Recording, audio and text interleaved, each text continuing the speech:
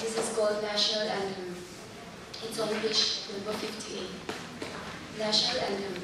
I don't remember the first time I heard the National Anthem, nor the first time I learned to sing Jana Gana Mana at the top of my voice.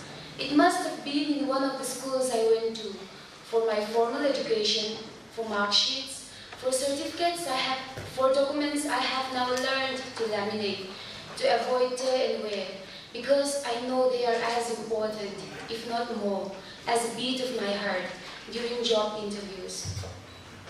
I don't keep count of the number of times I have sung the national anthem, duly standing in attention, but it can't be less than the number of anniversaries India has celebrated its Independence Day.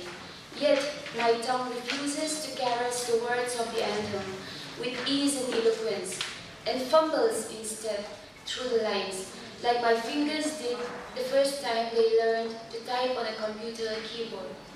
You see, every word in the national anthem is a challenge to my tribal tongue that is more used to a slightly altered version of the English alphabet than it is to the Devanagari script. It must be of no surprise to you then that the meanings of the words and the lines are as evasive to me as the colors of the rainbow are to my colorblind eyes.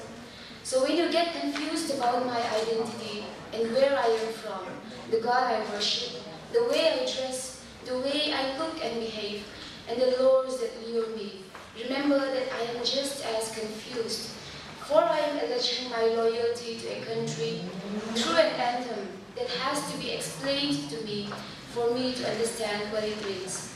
Thank you.